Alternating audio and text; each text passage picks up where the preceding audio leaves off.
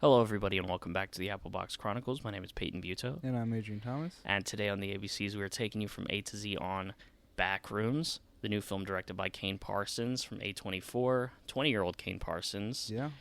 known for the YouTube Backrooms short films made in Blender, Yeah. and a lot of discussion about this movie has been going on. This is kind of like the next big wave of horror movies just cleaning up at the box office after Obsession just 2 weeks ago before this. Yeah. And Passenger didn't do that last week. No. But that There's also one came too out. many horror movies. But no, there's been a big growth in like these younger filmmakers coming out and like putting out really good quality stuff, and like producers and studios are finally, recognizing this and seeing this, and this is great because it's kind of going against the grain of what studios used to think that they needed. Like they needed like some kind of experienced filmmaker, and they want to use AI and all this stuff, and it's like, no, we could use younger filmmakers that really know how to tell the stories that they want to tell. And if you have confidence in them, and again, we've said this before in the past, if you hire someone who is really passionate about the stories that they want to tell, then they'll probably do it pretty well. You just have to give them a chance. Yeah, you have to take a risk. Yeah. You have to not want to regurgitate the same thing over and over because it's safer to do that, and it feels familiar, so it feels safer to just not change. All stuff that just has nothing to do with this movie, really. Also, the movie is being compared, I guess I've seen like a lot of people on the internet, hundreds of thousands of likes on these videos, that are like, this movie's a 0 out of 10. It's so boring. It's awful. And a lot of them say the same thing, which is it's not nearly as good as Obsession. It's not nearly as scary as Obsession. I can't believe we just watched Obsession and then we watched this garbage. And I'm like, well, that's your problem. Yeah. Is that you wanted it to be Obsession again. Yeah. I mean, just look at the color grading of like look at the Backrooms and then look at any shot from Obsession. It's like sulking in shadows. Yeah, They're so different. They're two different types of horror movies. Then you shouldn't be comparing two different movies. Well, you can compare them, but it's like they're telling two different kind of stories. They can, honestly, there's some themes that they share. Yes, but there's the type of like narrative that they're doing is like very different. The vehicle is entirely different, and that means the storytelling is different. The language of it is different because that is what that is. And I mean, it's great that these two films are like really cleaning up. They're really succeeding, but pitting them against each other is not what we should do. It should be the fact that like, hey, Hollywood, this is how you do it. You get a little movie with a passionate filmmaker. I think, honestly, horror movies do have an advantage in this way. Even Kit Laser was saying this. He was like, you save on lighting when everything's dark and shit. Horror has always been kind of classically known as a pretty easy breakthrough like genre to get into filmmaking. Yeah.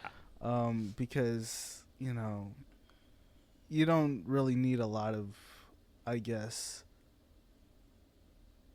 complex emotions or subjects. It's really just like find ways to scare people. And obviously there's great elaborate horror movies out there that, can be deemed as like higher echelons of like filmmaking, but you can make a pretty cheap horror movie pretty quick, and you don't really need that much experience in filmmaking to make a decent horror movie, as opposed to like, I don't know, a drama like or a studio period piece, or even a romantic movies are harder to do, I think, than horror movies, because you really have to make the characters like likable, as opposed to horror movies where you can make them hateable, and you're like, yes, they get to die or something. Well, like that. I don't know if it's like the horror movies are easier. It's like to no make movie, a really great horror movie's movie. easy to make, but I think the genre of horror has always been easier to tackle than most other genres. I mean, you can deploy a lot of cheap tricks with horror, but I think the ones like this that don't are the ones that are going to stand out and excite people, especially because, like, as we move forward in time, new generations have new fears, and then you can create new stories based on those new fears. Yeah. And so, in this movie, we get a lot of that as well. The kind of internet creepypasta liminal space stuff, very much, as you kind of told me, it's like more popular during the COVID times where things were empty, things were closed. There's a throwback element to the movie with all these, like, carpets and ceilings, and like it just looks like an office building, like they say in the film, but like wrong. I feel like this movie is kind of like an inevitability. Like it had to have happened in this moment in time, because it kind of takes a lot of themes and a lot of ideas and a lot of internet and even meme culture and kind of putting it all together into this one film, from the younger generation. Like, there's definitely going to be a big audience that doesn't understand this movie, and they won't like this because they're not into what the Backrooms is kind of influenced by. But there's a bunch of a huge audience of younger folks that are, they love this stuff, and this is what it's all about to them. And I think that's why it's so popular, because you're finally getting a lot of these younger, like there were children in the theaters watching this movie. Like, there's children. Literally, like, I'm getting 9-year-olds and shit coming in. They're like, oh my god, it was so funny. They came in, they were like walking into Devil Wears Prada that was ending, and I was like, guys, what are we doing? And they were like, we're here to see the Backrooms. And they show me the ticket. It's for the other store. It's for the other theater, other location. Oh, no. And I'm like, uh-huh. And they're like, yeah, our sister, or my sister, like, it's 3 boys. And he's like, my sister bought us these tickets. And I'm like, well, your sister got tickets for the wrong store, it looks like. I was like, she's going to have to call them, and they'll refund it. And then they're like, oh no, and like they kind of scurry over to the lobby, and they start calling the sister. And then I think they left after that because they were like realized they couldn't make it to the other thing. And I don't think they had money. I think they just were set up by the sister. And I'm like, that's okay. If they had tried to come up and buy tickets from me, they're literally 10, I would have been like, no, sorry, you guys are literally 10. I can't let you see this movie. Which I don't mind that too much. Like, I like conceptually, I do like when people get exposed to formative, I guess, movies of the time like this, where it's like, watching, like, I know people who have taken their kids to see Backrooms and they're like, this is their first horror movie, and I'm like, you know what, cool, that's awesome, I support it. Mm-hmm. But when I'm working, it's like I have to follow the rules.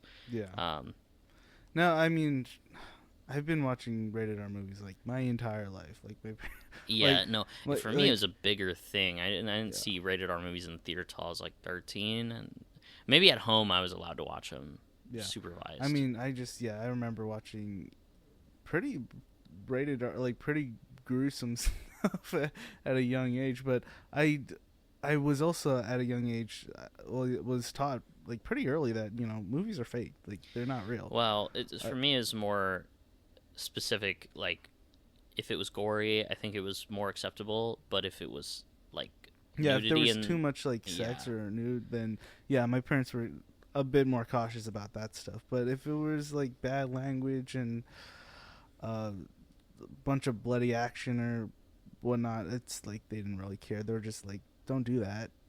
It's a movie. It's fake, but don't do that. Anyway, the younger kids are into the Backrooms, and Because it's on YouTube. That's what's blowing up. Yeah. Yeah, and I think that's cool. And there is that's cool because it's like there's a Kubrick adjacent quality to some of the stuff in this movie. There's a Lynchian quality to some of the stuff in this movie, like the still life creatures, little lamp guy. The little lamp guy is very Lynchian, and like that little Christmas area is very Lynchian. Not really specific spoilers there, but and you were talking about the difference, I guess, between there's two kind of modes this movie is in, which is the found footage and then like the standard digital filmmaking that is for a lot of it, I would say most of it. And I think we both agree the found footage stuff is where it really excels. Yeah, I feel like that's where Kane Parsons is like in his element, is like kind of recreating that stuff and making it look all like cool and scary, and you're kind of you just have that one perspective. You can't see like everything, and it's not crystal clear. It's kind of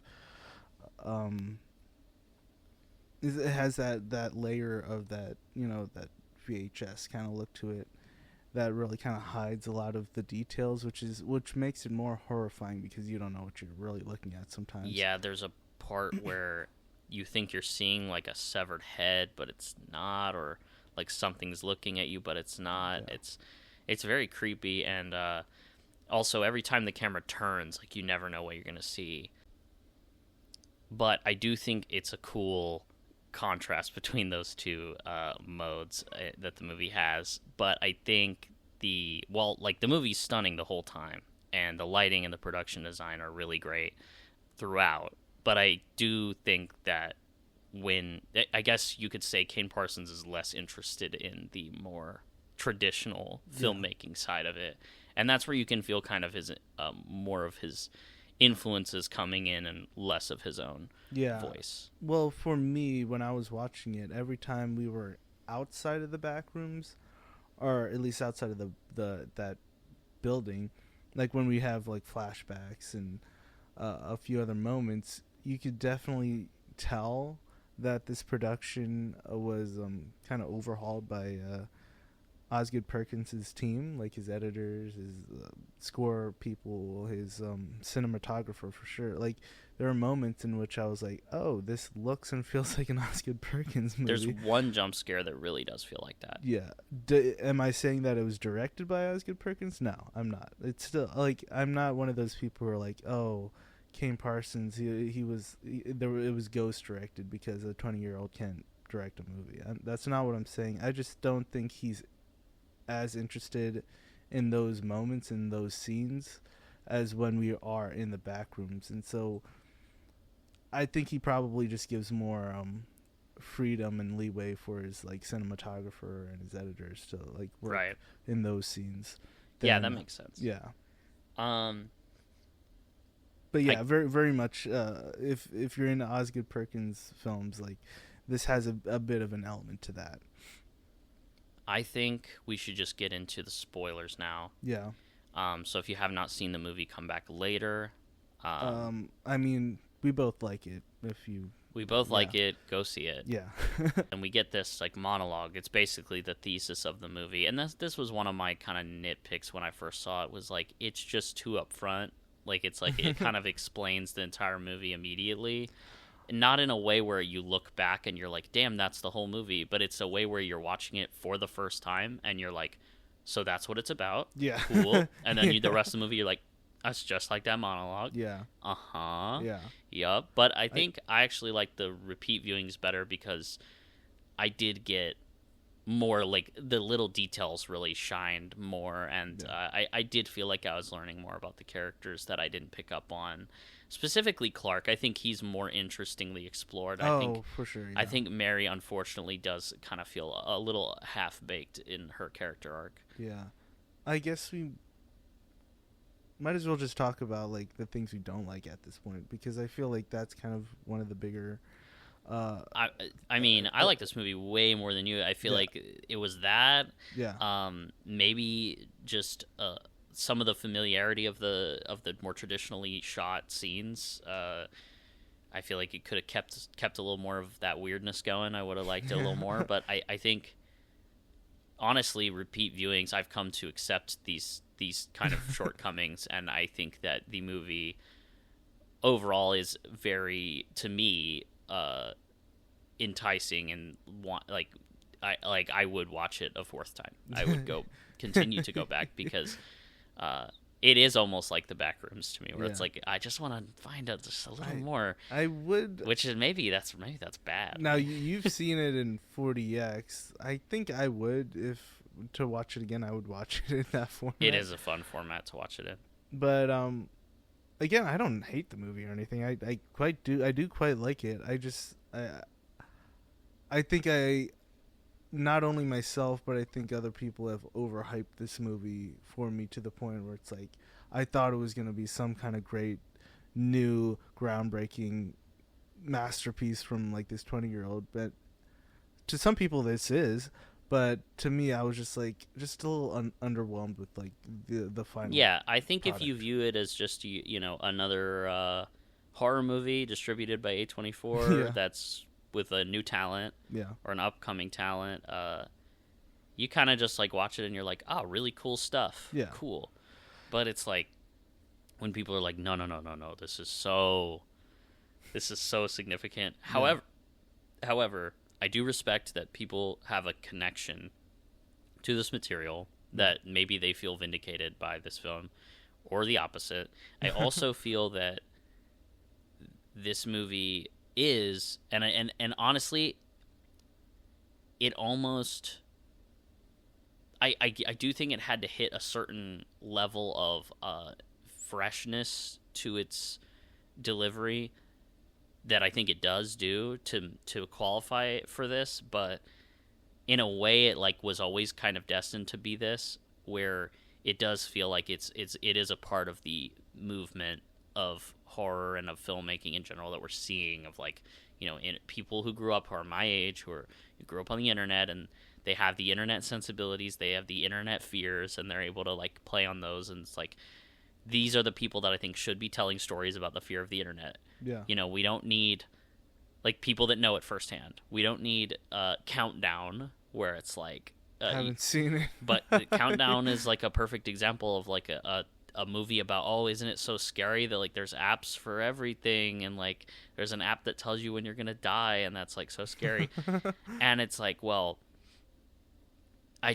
there are certain movies like that where I'm like, this person did not grow up on the internet making this. They did not grow up with a smartphone making this. Like, it's very much trying to capture something that doesn't feel lived, and it doesn't feel like, I would rather that movie get done again, but maybe tweak it and have someone younger do it, where they actually are able to capture what is horrifying about this generation and what scares them. Yeah, like I don't even know what Countdown was about. I just know I didn't see it, and I heard it was bad. But based on that premise alone, I'm like, that could work if done properly. Yeah, I mean, not to get too much off on a tangent about this fucking random Countdown movie that has nothing to do with the Backrooms, but why not make it, I feel like a tweak to that someone of Kane Parsons or I's generation would make, maybe, is that it's not about the app telling you when you're going to die. It's about the app shortening the amount of time you have left, because your phone is addicting. Yeah. And it sucks away your life. Make a metaphor for that. Yeah. So it's really just getting the right storytellers to tell those stories. Yeah, exactly. Like, some part of the reason Obsession is so actually doing so well is I think that the discussion has to do with the movie challenging how people online and people in the modern day view morals in the black and white. And so you'll see a lot of takes like, Sarah did this one bad thing in Obsession, so she's the villain of the movie, or she's bad. No. Oh, like, Ian's the real villain of the movie. Like, they're trying to find the real villain of the movie, which, of course, if you've seen Obsession, Bear is the villain of the movie. Bear is the villain. But yes, the friends are not healthy. The friendships in the movie are not healthy. Yeah. But we're trying to see like how do we view this in black and white and make it make sense to all of us, when really it unfortunately is a gray zone. Like, even that character of Bear is not 100% evil all the time. He's still a person. He's just a bad person. Yeah. He's morally compromised, but he's not like, you can't then just look back and be like, well, everything he ever did was evil and had no grounds in humanity or, genuine. Anyway, we're getting off topic. Yeah. The fucking point is, there's scary shit to Gen Z, and a lot of it has to do with stuff like that. Yeah. And I think this movie works for that. Yeah, because if, like, easily some studio exec could have been like, Backrooms is doing great, let's get someone else to direct a Backrooms movie and not Kane Parsons, and that would have been like the worst possible thing he could have done. And I think, like, kudos to the filmmakers and the producers and the studios that were like, you know what, no, we have to have the 20-year-old direct the movie, because 19 at the time, because that's their thing. Like, if anybody's gonna make a good Backrooms movie, it's gonna be them. And that's really cool and exciting, especially for the future of films and filmmakers and the types of stories that are going to be put out there. I guess let's talk a little bit about some more characters. Yeah, we can. Yeah, because I think Clark is the most interesting. Yeah, at least to me, he is.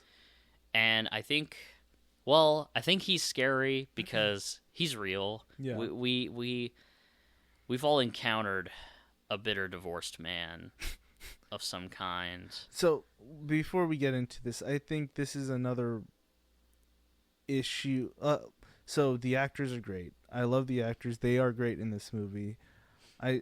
I think a problem with the movie is the script, which is not by Kane Parsons, just so people are aware. It's not written by him. The Backrooms are based on his stuff, but it's written by another person. And it is kind of weird. Not weird, but it feels off that the movie's about kind of this middle-aged man going through a divorce. And he was married, or was that his girl? He was married. Okay, so yeah, a divorce. And this therapist, like, kind of going through it with him. And it's like, I don't know if Kane Parsons has that experience to tell that type of story. I feel like it would have been better if he was telling a story about someone closer to his age finding the Backrooms.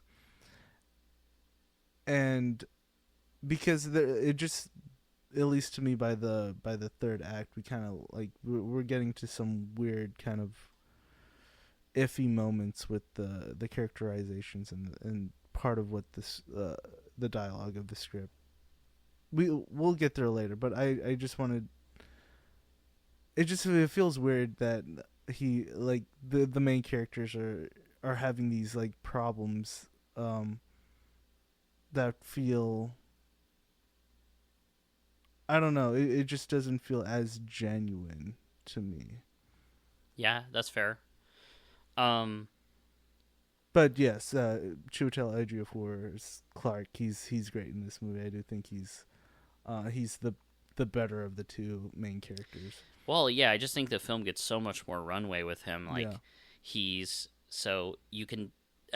immediately you could tell he's still kind of in his head reliving constantly this memory of this fight he had with his wife where she kicked him out of the house. Yeah. And I love that because we repeat it twice in the movie, and the second time it's like a little different. It's a little more, like, it's slightly altered from the last time he did it, where it's a little more, I guess, aggressive. It's a little, like, the first time he does it, it almost feels like he's completely unfiltered, but I think the second time he does it, that he actually is fully unfiltered with, like, his responses and what he's saying.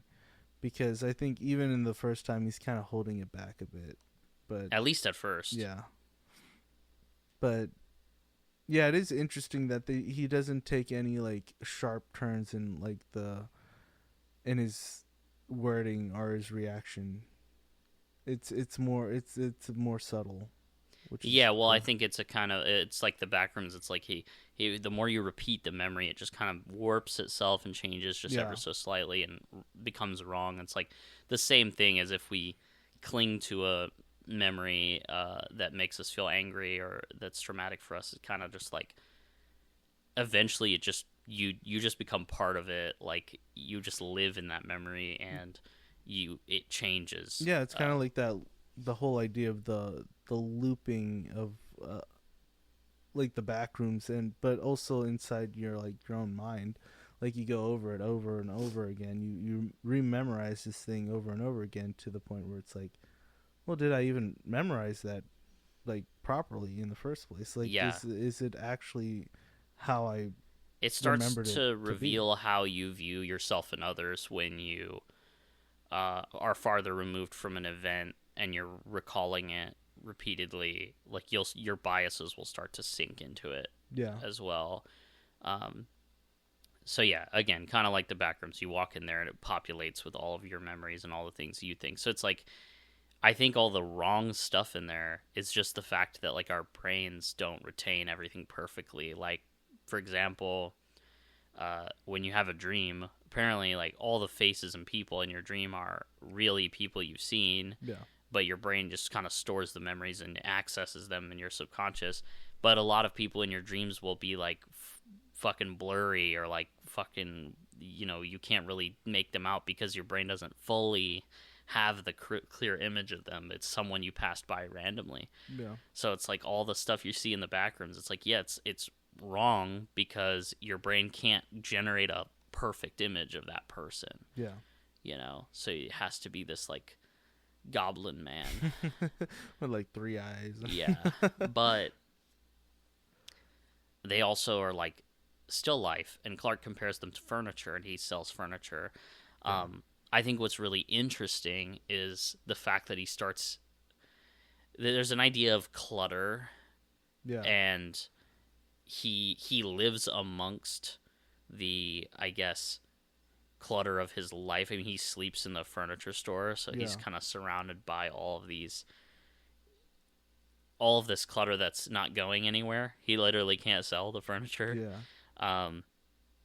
And it's almost like his desire to sell the furniture is his desire to like rid himself of that internal clutter, and then he kind of just decides, you know what, I like it.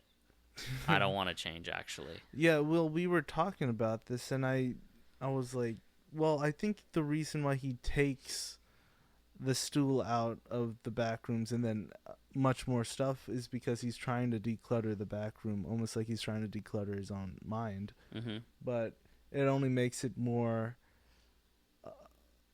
it almost makes more sense for him to just let it go and just be in the Backrooms and just occupy that space rather than... Well, he doesn't want to put in the work to declutter. He's like, you know what, this is too hard. So he tries to get someone else to help him. That's kind of like getting therapy, like when he takes his employees in there.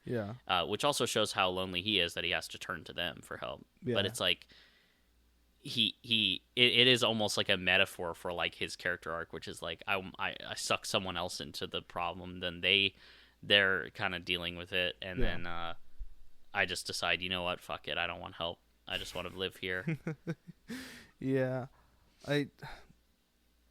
I do think that the Backrooms has, for me, the most prominent kind of themes or like metaphors for what they are is, and the ones that are interesting to me is, AI and COVID. The Backrooms, they kind of mimic things like over and over again. Like the idea of the memory just kind of being slightly different from what the original thing is. It's kind of like AI just kind of regurgitating things that it kind of knows but isn't exactly sure what it is. And like they say in the movie, it's like describing a dog to someone and then telling them to draw it. They're not going to get it all right because they don't know what a dog is, and that's what AI is. It's like you give it this information, and then you're trying to tell it to do something with that information. It might not always know how to copy it or like use it. It doesn't have the lived experience to know what a dog is. Yeah, And with COVID, the whole idea of, liminal spaces, things being shut down, and the nostalgia of these spaces that are now empty, and they kind of have their life sucked out of them, and they're old, brings back that sense of like loneliness and isolation whenever COVID was like a huge thing, and everybody was kind of isolated in their own houses, and they couldn't really leave or do anything. When you did, everything was kind of abandoned. And I think that's kind of the aesthetic of the Backrooms, is that Furniture store's perfect for that. Yeah. Because I've not been in one of those in a minute. I haven't been in. Yeah, it's been like it's when been a do minute you too. see those popping? They're not. Yeah. Like I think that's one of the types of businesses that like COVID. It's like what like a lot of people don't. I don't know. Do people shop for furniture like that in person anymore? I don't know. Yeah, I mean the whole, again with the whole internet age, you could buy anything you want on online. You don't have to actually go to a store and like look at furniture. Yeah, and I know this movie takes place in the 90s, but that's around the emergence of the internet starting. And so it's interesting because you watch this movie and, you could look at the characters discovering the Backrooms as like this discovery of the internet, which is this place where you can just find like, oh, I can just find an echo chamber of my own thoughts and my own things and like just live there and, not have to take any accountability in real life. Yeah. And then but because we're watching the movie in 2026, we see it as an AI thing. Yeah. Which I think it is both. And I think you could argue it's more one than the other. But I think the overall point of that is that we're witnessing the fact that humanity as a whole goes through loops and cycles of, I guess, advancement, right? Every step towards convenience, advancement, it's like this step towards isolation as well. This step towards like, not interacting with other humans, becoming stationary and like furniture. And it's interesting to examine that. So it's like our fears about AI projected onto a movie that takes place in a time where AI is not really a thing. The internet's not really a thing yet. It's kind of just on the horizon. So it's just interesting to relate those two things so directly to show that it's like this is just the ever cyclical like mistake of what we do. Yeah. Is we just try to find ways to like circumvent accountability and growth and change, and we're just like, okay, how do we, instead of going forward, we kind of go deeper down into the problem. Yeah, there's this. I think another thing that kind of encapsulates this idea of the Backrooms is something even Clark says, or doesn't say, is there's no rhyme and then he just cuts off. Yes, I noticed that, and we kind of talked about it, and it's almost like the Backrooms. All it is rhyme without any reason. It's like it's trying to mimic things, but there's no reason. Like it's, I don't know. I just thought it was really interesting that he said that, and that's basically what the Backrooms is. Yeah. Another thing that I thought was pretty cool imagery wise. We're getting really into spoilers here, but whenever we see the big monster, which is like this kind of deformed version of the Captain Clark character, and he picks up Clark and he bites into him, and it just really reminded me of Goya's, Saturn devouring his child. This idea that it's almost like he's eating himself, that he's he's let the bad parts of himself just consume the real person. Yeah, I thought that was almost like a metaphor for his own suicide. Like once he has figured out that he could stay in the Backrooms and it's okay due to him talking, or I guess interrogating. He kind of forces her to like say what he wants to hear. Yeah. So that he'll let her go. Yeah, and she kind of rejects it. She can't really help him out any more than she can, and he's like, okay, so it's okay to be like just this, and we don't have to change. And that's kind of him being like, okay, so there is really nothing more to my life than this now. I'm never gonna be an architect, really. I'm not like this is kind of the end of where everything goes, and so it's kind of like his own suicide in a way, in his own head.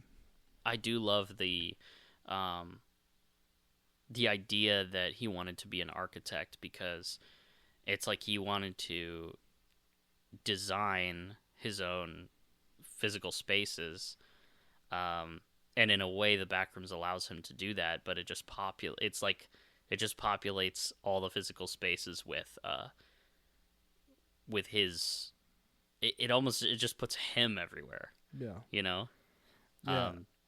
So it's in a way it's like he likes it because he feels like the architect And he feels of the like place. he has the mentality to understand the Backrooms more than most people do because of his experience in architecture. Like he understands that there is not a lot of sense being made when you go into the Backrooms, but he could kind of make it make sense for himself. Yeah. And so kind of these impossible rooms and turns and things, he can kind of map it out for himself because he has that experience. The thing is, it doesn't really lead to anything. And but it makes him feel like an architect. Yeah. Mapping it out, you know, doing all this. It's like, I think it's an interesting point about how maybe, you know, humans do have like a real desire to be creative and to be useful, but I don't know. And I think there's these kind of, I guess, Faustian bargains and these things that are available to us that allow us to try to take, I don't know, shortcuts to do that. Like, yeah. Or simulate that without actually doing it. Like AI. It's like a lot of people generate art and they're like, I'm an AI artist. I'm like, what the fuck is that? Like, no, you're not. You just said some things and then they created it for you. Yeah, exactly. Another interesting thing is this mural that Mary finds in there, and it's like Captain Clark, the monster, holding up a person, and then there's a window.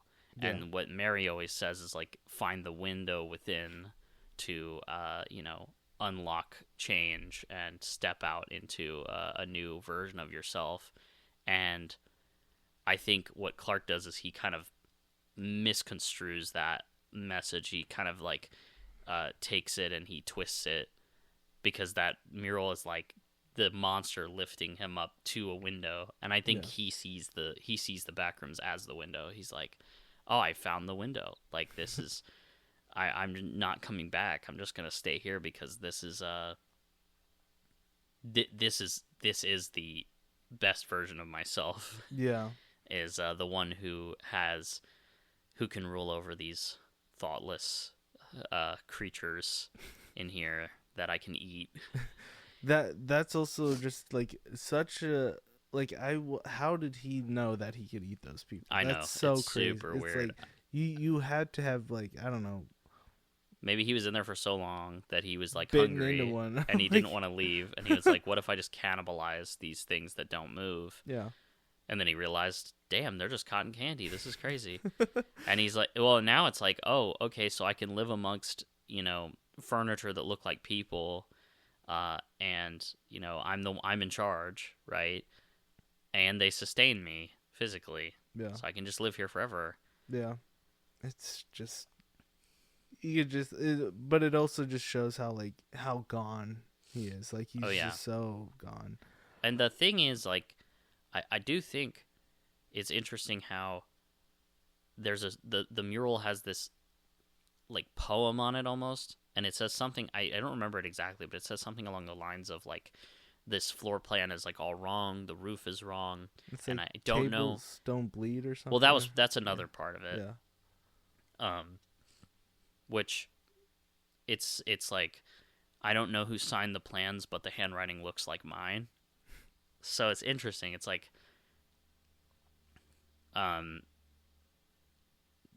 everything fucked up and imperfect, I guess, about the backrooms and the things in it are just a manifestation of how we remember things wrong, in a way.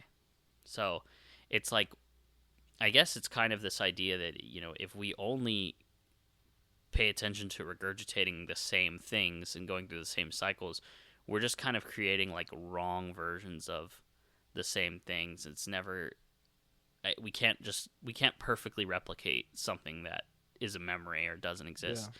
So that's why we need to focus on creating new things. But if we are just regurgitating, we are always just going to continuously, I guess,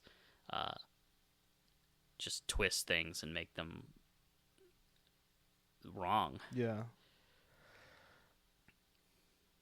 And well, another thing that I liked about the movie is the one scene in which Mary, Renate Reinsve's character, she's trying to escape the Captain Clark monster, and she enters into this like room. It's not even a room. It's like a pit, a pit of like other rooms. And to me, that was kind of like a metaphor of her as a therapist. It's like, this is all the lives that she's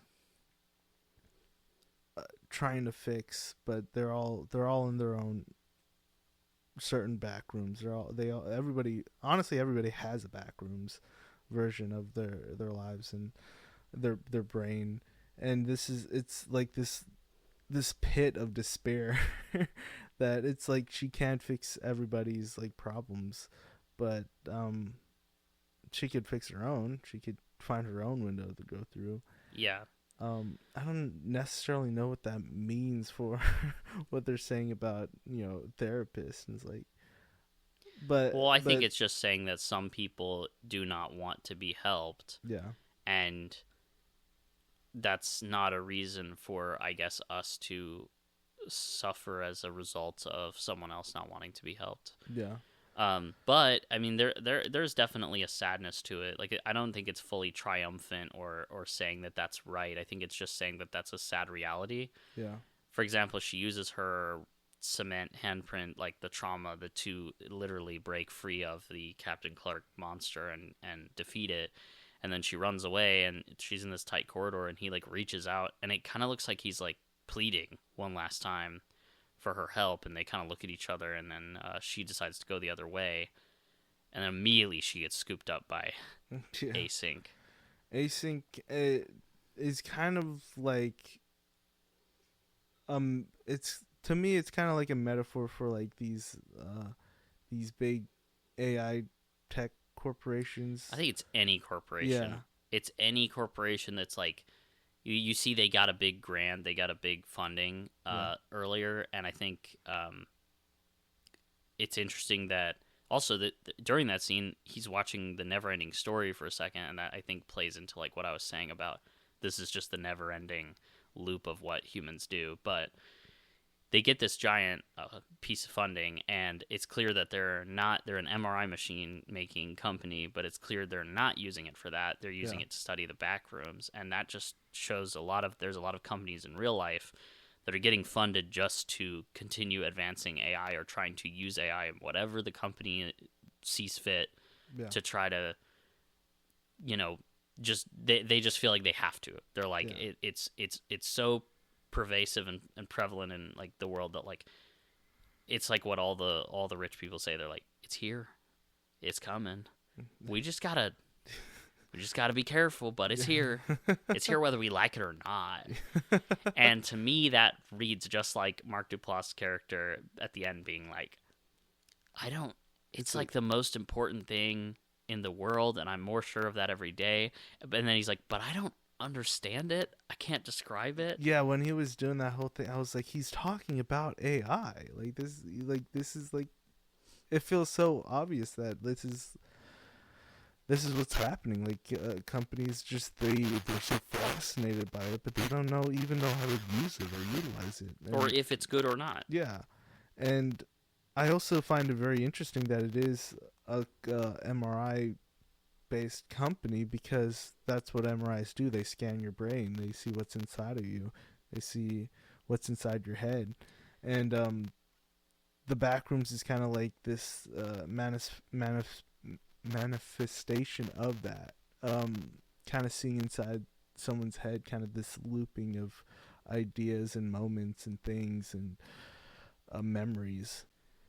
And I think that's the best part about the Backrooms is this being able to look at all these ideas in the movie that kind of branch out into like what's really happening today with AI and loneliness and kind of this reevaluation of what COVID has done to everybody. And I'm curious to see like what the future of the Backrooms is gonna be, like how they're gonna push for more stories with it, because from what I've seen, Kane Parsons he's already contracted to do other Backrooms movies, but he wants to stay kind of within the YouTube sphere. But I'm like, where else do we want to go with this? Like, obviously I'm not into the lore or anything. I don't know much about it. I guess you can go into a lot of very different areas with it. It's pretty flexible with what you can do. I guess what kind of stories you could tell. I'm a little bummed out that I'm probably not going to see a lot of what Kane Parsons does outside of the Backrooms, like at least not for a little bit. Yeah, I want to see what he could do outside of it. I don't know. I just feel like he's gonna be pigeonholed into this one thing, this one IP, this one franchise for the rest of his life, and I hope that's not the case. And if he's happy doing that, then that's great. But I'm more curious. I've always been more curious to see like all sides of a filmmaker. Like when a filmmaker just stays into horror their entire career, it just kind of gets a little boring. It's like what can they do with, I don't know, an action movie or a romantic movie or a comedy or something?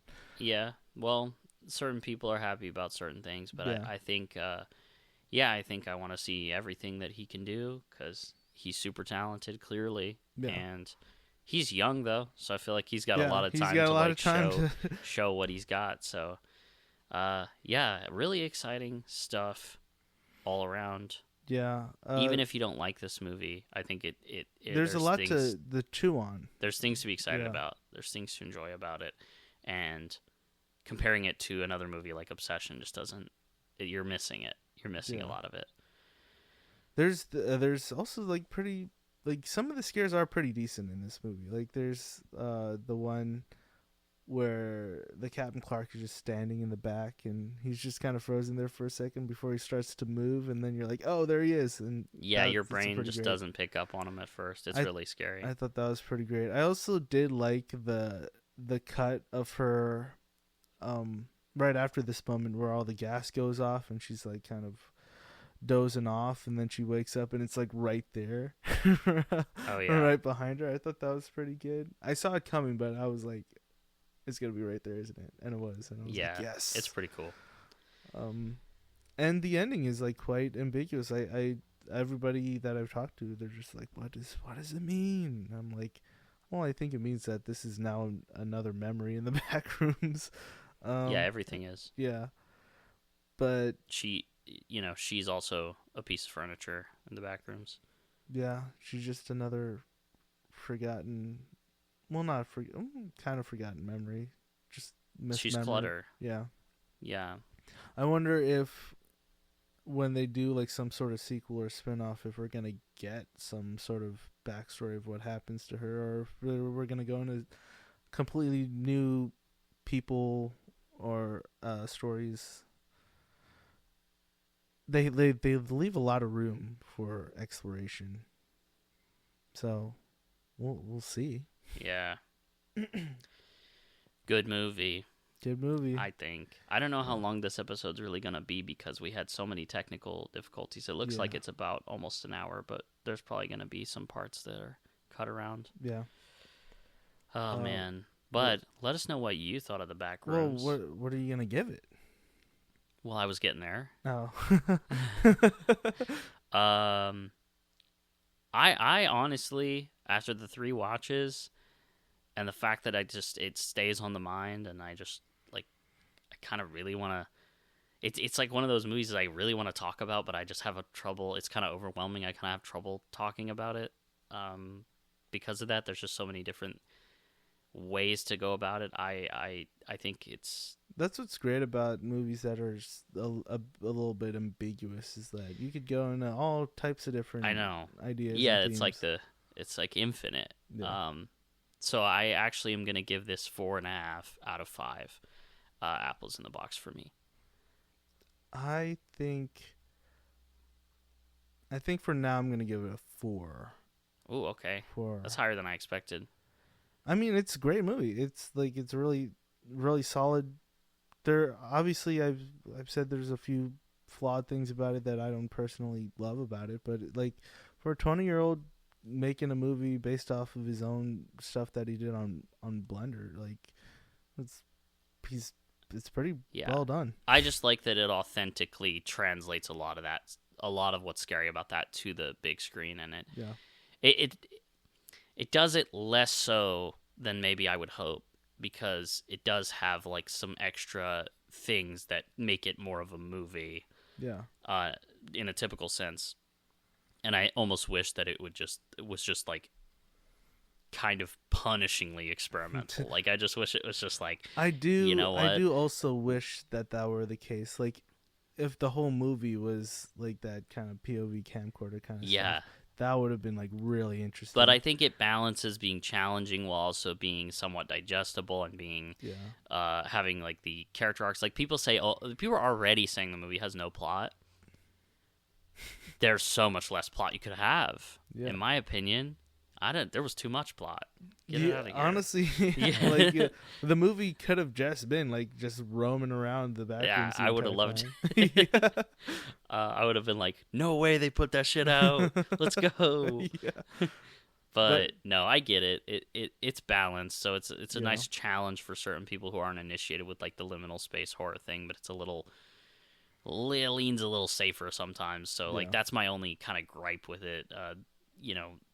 Having some of those typical issues, but I think overall it's really cool. And I think as a movie in general, detached from those expectations of what could have been, I think it really is awesome, and I want to keep exploring it. Yeah. So yeah, I love this movie, and let us know what you think of it, and follow us and listen to the podcast on the other platforms, because if you're listening on Spotify, the YouTube one is longer. Yeah. Because we are bad at talking, but the Spotify one is cut down and a little cleaner. So it's kind of like if you're on Spotify, you're like in like the crisp, like regular world. But if you go to YouTube, that's like the Backrooms where it's all disorganized and long. Yeah. And it goes on forever. So check that version out, vice versa. Yeah. Follow us everywhere. Rate the podcast. Leave a comment. Let us know what you think of this movie. Stay tuned next week. Do you want to add anything else? No. Yeah, check it out. Like, support these younger horror filmmakers. Absolutely. I've been Peyton. And I've been Adryon. And we'll see you next time on the Apple Box.